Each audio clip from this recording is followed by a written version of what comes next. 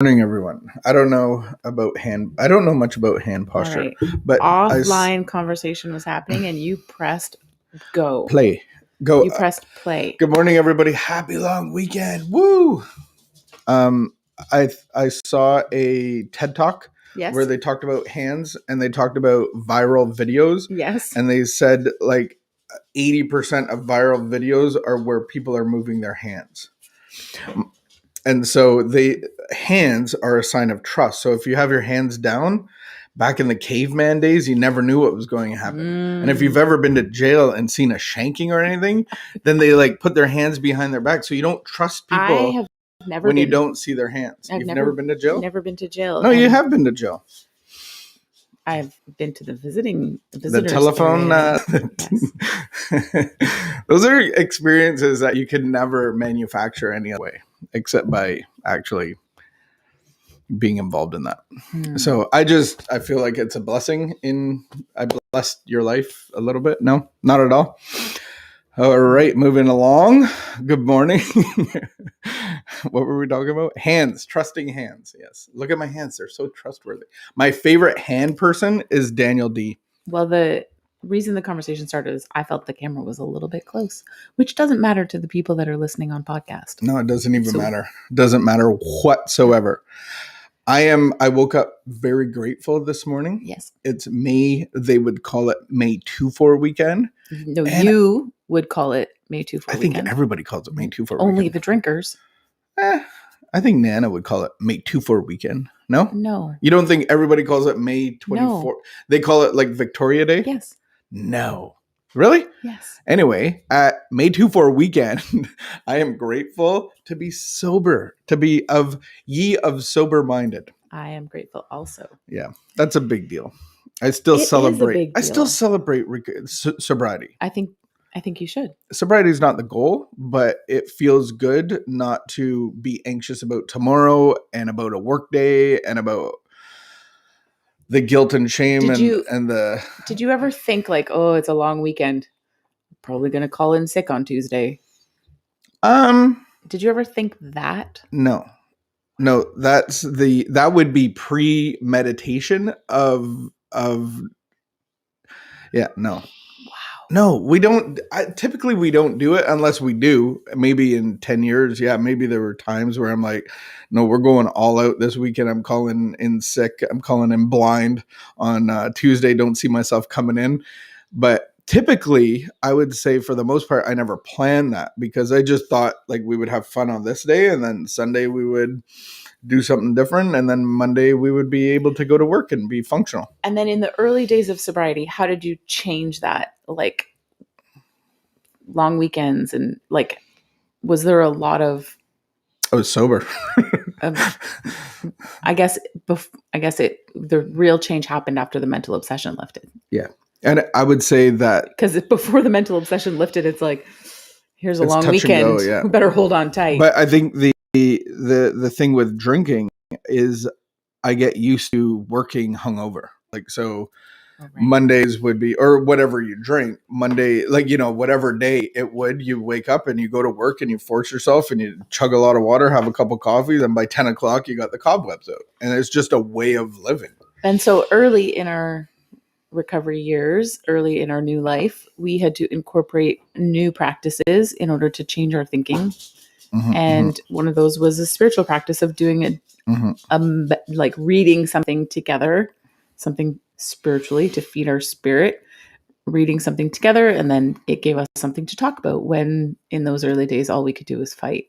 It's funny because I know you don't know what the title is, but you're headed right towards what our title is. I haven't read the reading, but that's the title.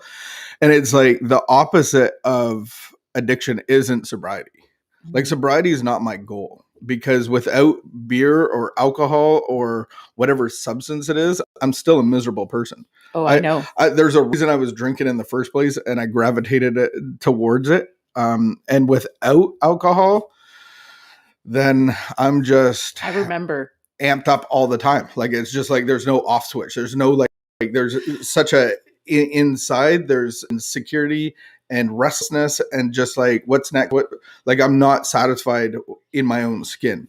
And so the opposite of addiction can be sobriety. It's connection with God. So the opposite of addiction. We should just do the reading. We should let's do the reading. Is it the 23rd? Today's the 24th. Oh, I put 23rd. Oh, let's just do read the 23rd then. because we didn't. Spiritual health. When the spiritual malady is overcome, we straighten out mentally and physically. It is very difficult for me to come to terms with my spiritual illness because of my great pride, disguised by my material successes and my intellectual power. Intelligence is not incompatible with humility, provided I place humility first. To seek prestige and wealth is the ultimate goal for many in the modern world. To be fashionable and to seem better than I really am is a spiritual illness. To recognize and to admit my weaknesses is the beginning of good spiritual health. It is a sign of spiritual health to be able to ask God every day to enlighten me, to recognize his will, and to have the strength to execute it. My spiritual health is excellent when I realize that the better I get, the more I discover how much help I need from others. Yeah, it's a big topic that doesn't get a lot of airplay, especially at, even in recovery meetings. They don't talk about the spiritual problem. But it's saying right here is that when you connect spiritually, the mental obsession that always brings me back to my addiction will be removed. And so the connection spiritually is where my problem lies. And so I've worked with a lot of Christians, and they might know God and they might understand God better than me. They might have better theology and can unpack arguments and make debates on certain topics. And they're very hard to work with because just because they know God, it doesn't mean you're connected to God. And they can't understand. A lot of people can't understand why they can't stop looking at porn, or they're obsessively shopping online. So that connection with God will remove all other things. And I mean, I remember talking to someone who had baked a cake, ate the cake, the entire cake, and then had to bake another cake before her husband came home because he would be able to smell the cake. And I thought, I didn't know that those kinds of things happened. But those are the things that happen in secret, right? And I was thinking about it the other day of like anything that's happening in secret, like anything that I'm not like that I'm trying to hide, that is where I need to apply a spiritual solution. Well, and the mental obsession, just to put it like that, is because people get confused about that. The mental obsession is when I change my mind. And so very simply, I want to have a beer, but then I changed my mind to have 3. And then I changed my mind. I wasn't going to go out tonight, but now I am. And I'm always changing my mind. There's a physical thing of a craving for more, but then there's this mental obsession that keeps bringing me back to changing my mind all the time. You know, when I change my mind with you all the time, oh, that's it. This is the last time. I am not putting up with this one more time. If he doesn't come home tonight, that's it. It's over. If he comes home drunk tonight, he said he wasn't going to, that's it. It's over. And I would try to like implement it's over, but I couldn't. I mean, maybe for a day or two. And then I'm so sorry. It's never going to happen again. It's never going to happen again. And yet it's happened for, 10 years. I should be able to believe like it is actually going to happen again. And yet I can't stick with it, And so I would change my mind all the time of like, oh, it's really not that bad. It's really, and I think as human beings, we have this tendency to like minimize the destructive things that are in our lives. Oh, I'm a good person. I live a really good life. I just have this little thing over here, but it's actually really not that bad. It's really not affecting my life that much. I'm not that irritable. It's not really separating me from other people. And I think, I've seen it in a close, like in a relationship that's close to me where truly prior to someone coming out about, I think my drinking isn't necessarily, normal drinking. And hey, by the way, I need to tell you that I've been looking at porn like since I was a kid, and our entire marriage, I've been looking at porn. And until that person came out with those things, their spouse wouldn't really like knew that they had fights, but didn't really understand why there was even problems in their marriage. And so I think it's really,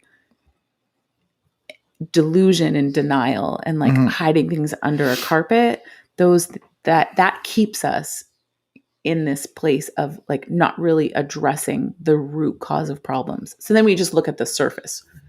So then the thought is, how do I connect spiritually? Two things that come to mind is one, disconnect from the bottle or the porn or the relationship, whatever it is. We need to disconnect because we can only be plugged into one powers, and the half measures avail us nothing. So I actually have to unplug to be plugged into the power of God. And then how do I plug into the power of God? I have to be rid of self. I have to have death of self. And so our program of action actually leads us through that process of Jesus saying that our ego rebuilds and we have to pick up our cross daily and actually die of ourselves so that we can be full of God and not full of self. And so Life Lab leads somebody through that spiritual connection. It can take anybody that's irritable, restless, has a spiritual sickness, a spiritual connection, and lead them into a relationship with God. And so many times rehab centers have done us a disservice where it's like, if you put this religion, if you put all these practices and all these things, you can counteract this problem that you have inside. Just meditate more or pray more or exercise more. And you're actually you're combating your addiction. If I could have done that, I would have done that long ago. And so all the tools that were given to me, whether it was going to jail, whether it was you leaving me, whether it was going to my second rehab center, the only thing that fixed it was a power greater than myself. And so we don't like to talk about that in the medical field or certain rehab centers where it's like, I just want to give you the tools to get better because it's all about self-improvement. But self-improvement never worked for me. Definitely hasn't worked for you. And nothing's going to cure what we have. And the only thing that's going to cure me is a spiritual connection with God contingent on a daily connection. Amen. I leave you with that on the long weekend. And how do you spiritually connect with God? How do you do that? Through the practices that you have come to know. I think it's number one, we build the relationship and then we go into that relationship. And if someone doesn't have a relationship with God and really is just trying to can't even necessarily really wrap their heads around that, that's actually, something worth looking at, right? If because I think a lot of us can sit back and recognize that we do have a spiritual, that there is a spiritual connection that we're longing for, but the idea of God is a little harder for some people to get to or to overcome. And I would say it's worth pursuing. It's worth asking the question. But and the delusion is we hang on to this life that we have. This is my life. And what recovery is asking, what the Christian life is asking, what God is asking is like, can you give that up so that I can give you a new one? Because if you're clutching onto that, then love is consensual. God doesn't force himself in to take away your life. You have to give it up. That's the thing, is you actually have to give it up. But what I've come to understand, it's not limiting. It's actually life more abundant than I could ever pick, that I could ever make for myself. And with that, we leave you. Wash your hands, keep the peace of good behavior, sign up for Life Lab. Let's connect on Wednesday this week when we have our recovery meeting at noon Eastern, and we will see you tomorrow. Goodbye. And by the way, I think everybody would agree with me. You're sitting on that side today because it's your good side with your little ponytail. Very nice. Good choice of sitting on that side. It's beautiful. Keep up the good hair work. Oh. Even at this age, we're getting old and your hair just gets better and better. I mean, you're adorable. It's like look at the cuteness. All right. Do something fun this day.